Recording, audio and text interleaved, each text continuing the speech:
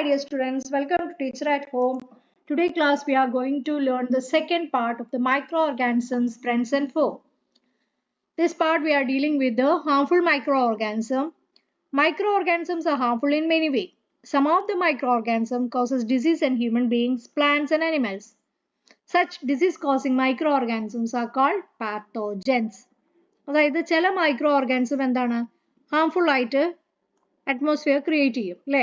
ഇതിനൊക്കെയാണ് human beings, animals, പ്ലാന്റ്സും എല്ലാത്തിനും നല്ലോണം ബുദ്ധിമുട്ടുണ്ടാക്കാറുണ്ട്. ആ അസുഖം വരുത്തുന്ന മൈക്രോ ഓർഗാനിസിനെയാണ് നമ്മൾ എന്ത് പറയുക? പാത്തോജൻസ് എന്ന് പറയുക. Some microorganisms spoil food, clothing and leather. Let us study more about their harmful activities. ചിലത് എന്താണ്? ഫുഡ് അല്ലേ? ഫുഡിനെ നശിപ്പിക്കുക, പിന്നെ വസ്ത്രം, ലെതർ ഇതൊക്കെ നശിപ്പിക്കും. Disease causing microorganism in humans. Pathogens enter our body through the air we breathe, the water we drink or the food we eat. അപ്പോൾ പാത്തോജൻസ് ഏതൊക്കെ വഴിയിലാണ് നമ്മളിൽ പ്രവേശിക്കുക? ഭക്ഷണത്തിലൂടെ, വായുവിലൂടെയും പിന്നെ വെള്ളത്തിലൂടെയും. They can also get transmitted by direct contact with an infected person carried by an animal. അതായത് അത് direct ആയിട്ട് നമ്മളിലേക്ക് എൻ്റർ ചെയ്യും. എങ്ങനെയാണ്? അസുഖം വന്ന ആളിലൂടെയോ അല്ലെങ്കിൽ ഒരു അനിമൽസിലൂടെയോ. Microbial diseases that can spread from an infected person to a healthy person through air, water, food or physical contact are called communicable disease. അതായത് മൈക്രോബിയൽ ഡിസീസ് എങ്ങനെ സ്പ്രെഡ് ചെയ്താണ്? ഇൻഫെക്റ്റഡ് ആയ അസുഖം പിടിച്ച ഒരാളിൽ നിന്നും ഒരു ഹെൽത്തി പേഴ്സണിലേക്ക് അത് സ്പ്രെഡ് ചെയ്തിട്ടുണ്ടെങ്കിൽ അതിനെയാണ് നമ്മൾ ഫിസിക്കൽ കോണ്ടാക്റ്റിനെയാണ് നമ്മൾ എന്ത് പറയുക? Communicable diseases. എങ്ങനത്തെ അസുഖങ്ങളൊക്കെയാണ് അത്? Cholera, common called, chicken pox and tuberculosis. ഇതൊക്കെയാണ് പകരുന്ന അസുഖങ്ങൾ. Cholera, common called, chicken pox and tuberculosis. When a person suffering from common cold sneezes, fine droplets of moisture carrying thousands of viruses are spread in the air. This virus may enter the body of a healthy person while breathing and cause infection. അതായത് ഒരു ആള് തുമ്മുകയാണ് വിചാരിക്കുക, ജലദോഷമുള്ളത്. അപ്പോൾ അതിൽ സമയത്ത് എന്താണ്? ആ fine droplets അല്ലേ, അത് അറ്റ്മോസ്ഫിയറിൽ സ്പ്രെഡ് ആവും. അപ്പോൾ virus already it is present there, it will carry this disease caused virus to other persons. Okay, it will enter the healthy person and cause infection. ആരോഗ്യമുള്ള ആളിൽ എന്ത് ചെയ്യും? ഇത് ഇൻഫെക്ഷൻ ഉണ്ടാക്കും. We should keep a handkerchief on the nose and mouth while sneezing. It is better to keep a distance from infected person. അല്ലേ? തുമ്മുമ്പോഴും ചുമയ്ക്കുമ്പോഴൊക്കെ എന്ത് ചെയ്യണം? Towel use ചെയ്യണം. പിന്നെ അവരിൽ നിന്ന് മാറി നിൽക്കുകയാണ് ഏറ്റവും ഉചിതം. There are some insects and animals which act as carriers of disease causing microbes. അപ്പൊ ചില ഇൻസെക്ട്സും അനിമൽസും ഒക്കെ എന്തായിട്ടാണ് ആക്ട് ചെയ്യണത്? കാരിയേഴ്സ്, വാഹകരായിട്ട് അല്ലെ, സുഖം വഹിച്ചു കൊണ്ടുപോകുന്നവരാ. House fly is one such carrier. ഈച്ച അതുപോലത്തെ ഒരു കാരിയർ ആണ്. The fly sit on the garbage and animal excreta അല്ലെ, അത് വേസ്റ്റിൽ പോയിരിക്കലും പിന്നെ അനിമൽസിന്റെ എക്സ്ക്രീറ്റ വേസ്റ്റിൽ പോയിരിക്കലൊക്കെ ചെയ്യും. എന്നിട്ട് എന്ത് ചെയ്യും? സ്റ്റിക്ക് ടു ദ ബോഡീസ്, നമ്മുടെ ബോഡീസിൽ സ്റ്റിക്ക് ചെയ്യുക. When the fly sit on uncovered food, തുറന്നു വെച്ച ഭക്ഷണ പദാർത്ഥങ്ങളിലേക്ക് അത് ചെന്നിരിക്കുക. They may transmit the pathogens. അപ്പോൾ ആ അസുഖം അവർ സ്പ്രെഡ് ചെയ്തുകൊണ്ടിരിക്കുകയാണ്. Whoever eats the contaminated food is likely to get sick. ആരൊക്കെയാണോ ആ ഭക്ഷണം കഴിക്കുന്നത് അവർക്ക് പെട്ടെന്ന് തന്നെ അസുഖം വരും. So it is advisable to always keep food covered. അതുകൊണ്ടാണ് എപ്പോഴും ഭക്ഷണം കവർ ചെയ്ത് വെക്കണമെന്ന്, അടച്ചു വെക്കണമെന്ന് പറയുന്നത്. Avoid consuming uncovered items of food. തുറന്നു വെച്ച ഭക്ഷണങ്ങൾ മാക്സിമം കഴിക്കാതിരിക്കാൻ വേണ്ടി ശ്രമിക്കുക. Another example of a carrier is a female Anopheles mosquito. വേറൊരു എക്സാമ്പിൾ എന്ന് പറയുന്നത് അനോഫിലസ് മോസ്കിറ്റോ ആണ്, which carries the parasite of malaria. Malarial parasite carry ചെയ്യും, അതിനെയാണ് പ്ലാസ്മോഡിയം എന്ന് പറയുക. Female aedes mosquito act as a carrier of dengue virus. അപ്പോൾ അത് ഏതിന്റെ വൈറസ്? ഡെങ്കി വൈറസിന്റെ കാരിയർ ആയിട്ട് ആക്ട് ചെയ്യും. How can we control the spread of malaria or dengue? All mosquitoes breed in water. അല്ലേ? എല്ലാം കൊതുകുകൾ എന്ത് ചെയ്യും? വെള്ളത്തിൽ മുട്ടയിട്ട് വെക്കും. Hence one should not let water collect anywhere. അല്ലേ? അപ്പോൾ ഒരിക്കലും നമ്മൾ വാട്ടർ എവിടെയും കളക്ട് ചെയ്തിട്ട് പുറമേ അങ്ങനെ വെക്കരുത്. In coolers, tyres, flower pot etcetera ഇതിലൊക്കെ. By keeping the surroundings clean and dry, we can prevent mosquitoes from breeding. അപ്പോൾ നമ്മുടെ സറൗണ്ടിങ്സ് ക്ലീൻ ആയിരുന്ന എന്താണ് mosquitoes പെരുകില്ല. Try to make a list of measures which help to avoid the spread of malaria. Here is a list. Some common human diseases caused by microorganisms. മൈക്രോഓർഗാനിസത്തിലൂടെ പകരുന്ന അസുഖങ്ങളെ പറ്റിയുള്ള ഒരു ലിസ്റ്റാണ് ഇവിടെ തന്നിരിക്കുന്നത്. What are the headings? Human disease, causative organism, ഇങ്ങനെയാണ് പകരുന്നത്. Mode of, അതായത് ഏതാ ഓർഗാനിസത്തിലൂടെയാണ് പകരുന്നത്, എങ്ങനെ, ഏത് വഴി, പ്രിവെന്റീവ് മെഷേഴ്സ്, എങ്ങനെ നമുക്കത് തടുക്കാം. First one is the tuberculosis. It is a causative organism, is bacteria. Mode of transmission is air. Keep the patient in complete isolation. Okay. Keep the personal belongings of the patient away from those of the others. Vaccination should be given at a suitable age. അപ്പോൾ എന്താണ്, ആദ്യത്തെ tuberculosis ആണ്, bacteria വഴിയാണ് അത് കയറുന്നത്. പിന്നെ transmission air വഴി, അല്ലേ, എയർ വഴിയാണ് അത് മറ്റാളിലേക്ക് പകരുന്നത്. ആ പേഷ്യൻ്റ് എപ്പോഴും നമ്മൾ ഒറ്റയ്ക്ക് തന്നെ താമസിക്കാൻ അനുവദിക്കുക, പിന്നെ മറ്റുള്ളവരായിട്ട് അധികം കോണ്ടാക്ട് ചെയ്യാതിരിക്കുക. വാക്സിനേഷൻ ആണ് അതിനെ പറ്റിയ ഒരു remedy. The next one is measles, chickenpox and polio. ഇത് മൂന്നും പകരുന്നത് വൈറസ് വഴിയാണ്. മീസിൽസ്, ചിക്കൻ ബോക്സും പോളിയോയും വൈറസ് വഴി. അപ്പോൾ അത് തടുക്കാൻ വേണ്ടിയിട്ടാണ് നമ്മൾ പോളിയോ വൈറസ് എടുക്കുന്നത്. Okay, chicken box also there is virus taken. ഇനി മോഡ് ഓഫ് ട്രാൻസ്മിഷൻ എന്ന് പറഞ്ഞാൽ എയർ തന്നെയാണ് മൂന്നെണ്ണത്തിലും. ചിക്കൻ ബോക്സ് എയറും, പിന്നെ കോണ്ടാക്ട് മീൻസ് ഒരാളിൽ നിന്ന് മറ്റൊരാളിലേക്ക്. Polio air and water. ഇത് മൂന്നിലും പറയണത് കംപ്ലീറ്റ് ഐസൊലേഷനിൽ ഒറ്റയ്ക്ക് അവരെ ഇരുത്തുക, പേഴ്സണൽ ബിലോങ്ങിങ്സ് ടു ദ. അപ്പൊ അടുത്ത് പറഞ്ഞ മീസിൽസും ചിക്കൻ ബോക്സും പോളിയോ, ഇത് മൂന്നും പകരുന്നത് വൈറസിലൂടെയാണ്. That we have already told, അല്ലേ, air, water and suitable age പറഞ്ഞു. Vaccination should be given at a suitable age. Okay, the next one is cholera and typhoid. ഇത് രണ്ടും കൂടെ എങ്ങനെയാ, കോഷേറ്റീവ് ഓർഗാനിസം ഏതാ, ബാക്ടീരിയ ആണ്. കോളറയുടെയും ടൈഫോയിഡിന്റെയും ബാക്ടീരിയ വഴി വാട്ടർ ആൻഡ് ഫുഡ്, വെള്ളത്തിലൂടെയും ഭക്ഷണത്തിലൂടെയുമാണ് ഈ കോളറ, ടൈഫോയിഡ് പകരുന്നത്. മെയിൻറ്റെയിൻ പേഴ്സണൽ ഹൈജീൻ, നല്ല വൃത്തിയുള്ള അറ്റ്മോസ്ഫിയറിൽ, ആൻഡ് ഗുഡ് സാനിറ്ററി ഹാബിറ്റ്സ്, കൈയൊക്കെ എപ്പോഴും നന്നായിട്ട് കഴുകുക ഫുഡ് കഴിക്കുമ്പോൾ. Consume properly cook food and boiled, തിളച്ച വെള്ളം മാത്രം കുടിക്കുക. Vaccination should be taken. Next one is hepatitis A. It is also a virus caused disease. വാട്ടറിലാണ് പകരുന്നത്. ബോയിൽഡ് വാട്ടർ എപ്പോഴും ചെയ്യിക്കുക. Drink boiled drinking water and vaccination. The next one is malaria. It is caused by protozoa.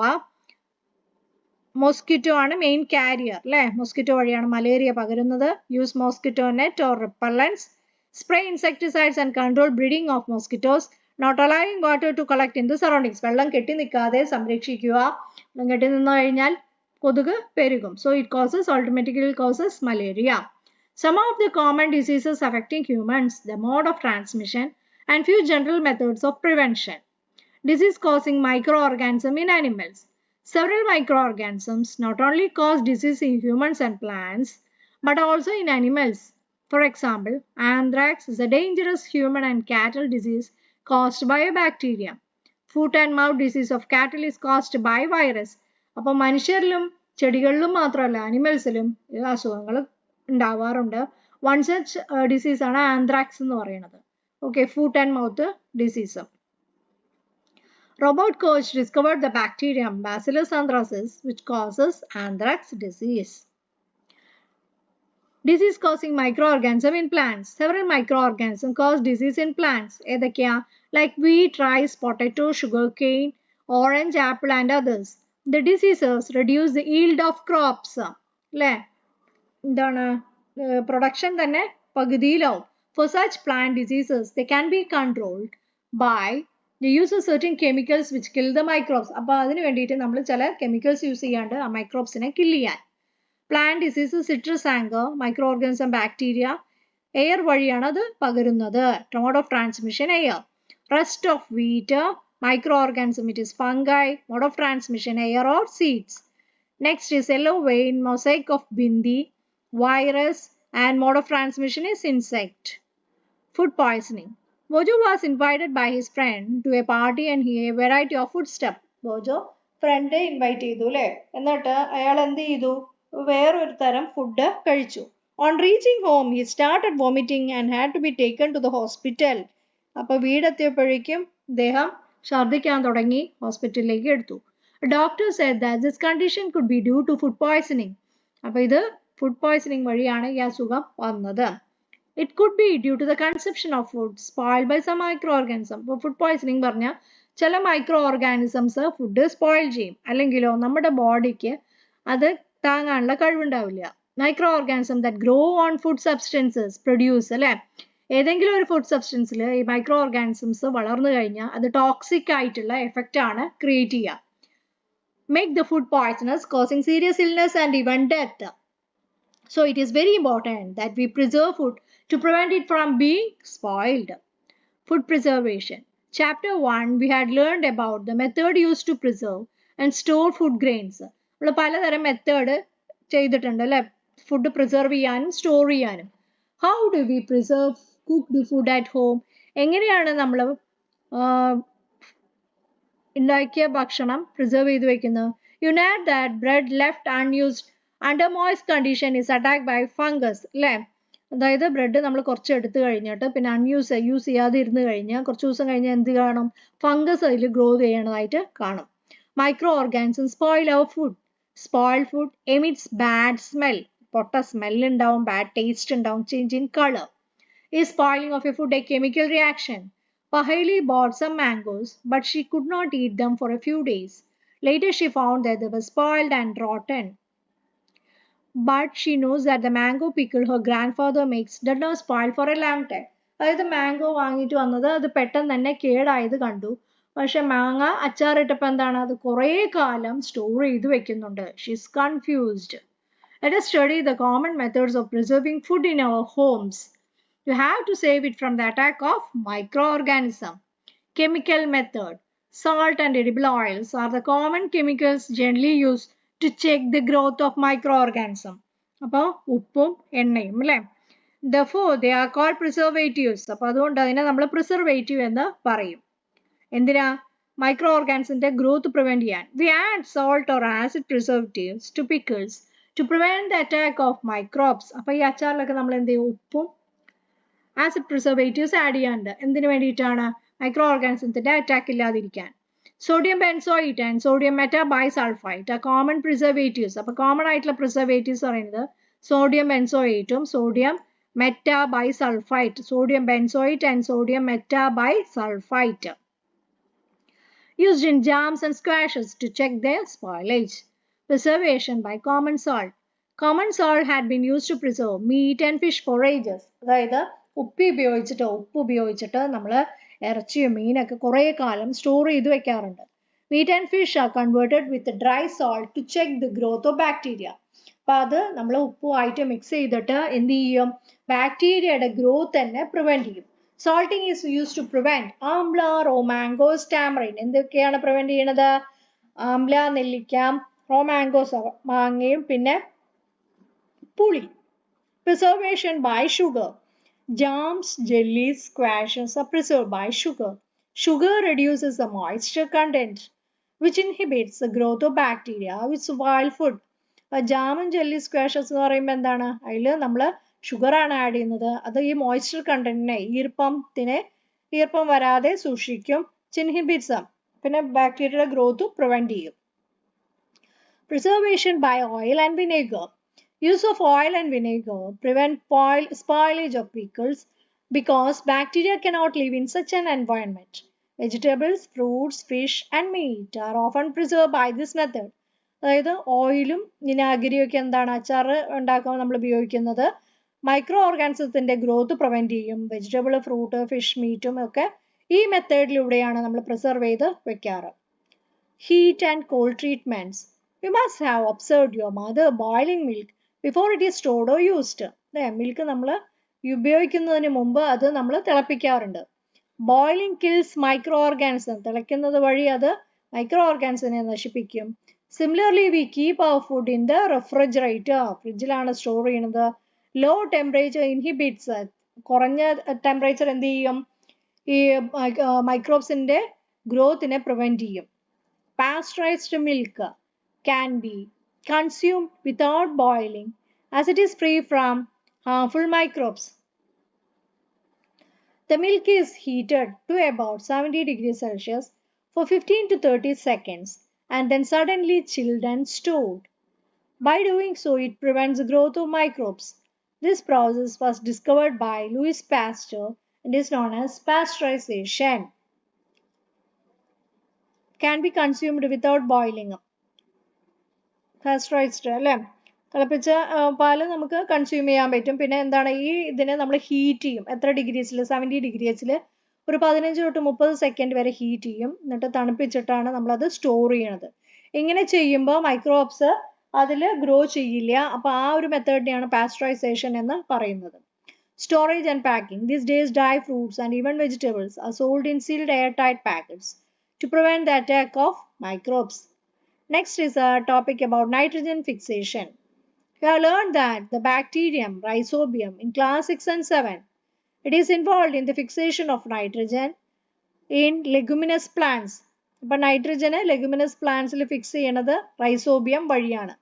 Recall that Rhizobium lives in the root nodules of leguminous plants such as beans and peas, with which it has a symbiotic relationship. Sometimes nitrogen gets fixed through the action of lightning. But do you know that the amount of nitrogen in the atmosphere remains constant? നമ്മൾ already പറഞ്ഞാണ് അല്ലെ, പ്ലാന്റ്സിന് direct ആയിട്ട് അറ്റ്മോസ്ഫിയറിൽ നിന്ന് nitrogen എടുക്കാൻ പറ്റില്ല. അപ്പോൾ ചില ബാക്ടീരിയത്തിന്റെ സഹായത്തോട് കൂടിയിട്ടാണ് നൈട്രജൻ ഫിക്സ് ചെയ്യുന്നത്. Root of leguminous plants with root nodules. Okay. Nitrogen cycle. Our atmosphere has 78% nitrogen gas. Nitrogen is one of the essential constituents of all living organisms as part of proteins, chlorophyll, nucleic acid and vitamins. അപ്പോൾ അറ്റ്മോസ്ഫിയറിൽ എത്ര percentage nitrogen? 78% ഉണ്ട് അല്ലേ. എല്ലാവർക്കും അത്യാവശ്യമാണ്. As എന്തുപോലെ പ്രോട്ടീനും ക്ലോറോഫിലും nucleic ആസിഡൊക്കെ പോലെ നൈട്രജനും അത്യാവശ്യമാണ്. Atmospheric nitrogen cannot be taken directly by plants, that we are already told. Certain bacteria and blue-green algae present in the soil fix nitrogen from the atmosphere and convert into compounds of nitrogen. അപ്പോൾ soil present ആയിരിക്കുന്ന ചില bacteria അറ്റ്മോസ്ഫിയറിൽ നിന്ന് nitrogen വലിച്ചെടുത്തിട്ട് അതിനെ convert ചെയ്യും. Okay. Once nitrogen is converted to the usable compound can be utilise. ഇത് convert ചെയ്ത് കഴിഞ്ഞാൽ പിന്നെ പ്ലാന്റ്സിനെ ഡയറക്റ്റ് ആയിട്ട് സോയിലിൽ നിന്ന് അബ്സോർബ് ചെയ്തെടുക്കാം root system വഴി. Nitrogen can be utilized by plants from the soil through the root system. Nitrogen is then used for the synthesis of plant proteins and other. അപ്പോൾ എന്തിനൊക്കെ അത് ഉപയോഗിക്കാം? പ്രോട്ടീൻ്റെ സിന്തസിസിന് വേണ്ടിയിട്ട് ഉപയോഗിക്കാം. പിന്നെ other compounds. Animals feeding on plants get their proteins and nitrogen അല്ലേ. Animals ഈ പ്ലാന്റ്സിനെ കഴിക്കുമ്പോൾ എന്താവും? അവർക്ക് അതിൽ നിന്നും നൈട്രജൻ ലഭിക്കും. When plants and animals die, bacteria and fungi present in the soil convert the nitrogenous waste into nitrogenous compounds to be used by plants again. അല്ലേ, ഇത് പ്ലാന്റ്സ് ചെയ്യുമ്പോൾ എന്തായിരിക്കും? അത് അഗെയിൻ അത് കൺവേർഷൻ നടക്കും. എന്നിട്ട് പ്ലാന്റ്സിന് അത് യൂസപ്പ് ചെയ്യും. Certain other bacteria convert some part of them to nitrogen gas, which goes back into the atmosphere. ചിലത് എന്താണ്? നൈട്രജൻ ഗ്യാസ് ആയിട്ട് കൺവേർട്ട് ചെയ്തിട്ട് തിരിച്ച് അറ്റ്മോസ്ഫിയറിലേക്ക് പോകും. As a result, the percentage of nitrogen in the atmosphere remains more or less constant. Nitrogen cycle. Atmospheric nitrogen. Lightning. Compounds of nitrogen in the soil. Where the nitrogen fixing bacteria, atmospheric nitrogen. Bacteria in turn fix nitrogen to nitrogenous compounds. Compounds of nitrogen in the soil. Take bacteria turn compounds of nitrogenous into gaseous nitrogen. It is taken by the atmosphere. Okay. Then this is uptake by the plants. Animals eat plants, which is convert the nitrogenous waste from excretion and death. Compounds of nitrogen in the soil. That is, the cycle is being repeated. Okay. What we have learned? Microorganisms are too small and are not able to visible to the unaided eye. They can live in all kinds of environment, ranging from ice cold climate to hot springs and deserts to marshy lands. Microorganisms are found in air, water, and in the bodies of plants and animals. They may be unicellular or multicellular. Microorganisms include bacteria, fungi, protozoa, and some algae. Viruses, though different from the other mentioned living organisms, they are considered microbes. Viruses are quite different from other microorganisms. They reproduce only inside the host organism, bacteria, plant, or animal cell. Some microorganisms are useful for commercial production of medicines and alcohol. Some microorganisms decompose the organic waste and dead animals and plants into simple substances, clean up the environment. Protozoa cause serious diseases like dysentery and malaria. Some of the microorganisms grow on food and cause food poisoning. Some microorganisms reside in the root nodules of leguminous plants. They can fix nitrogen from air into the soil and increase the soil fertility. Some bacteria present in the soil fix nitrogen from the atmosphere, convert to nitrogenous compounds. Certain bacteria convert compounds of nitrogen present in the soil into nitrogen gas which is released in the atmosphere. So that's all. And there are a few keywords: algae, antibiotics, antibodies, bacteria, carrier, communicable diseases, fermentation, fungi, lactobacillus, microorganism, nitrogen cycle, nitrogen fixation, pasteurization, pathogen, preservation, protozoa, isobium, vaccine, virus, yeast. So that's all about this chapter. If you are interested, please do like, share, and subscribe my channel. Okay, thank you.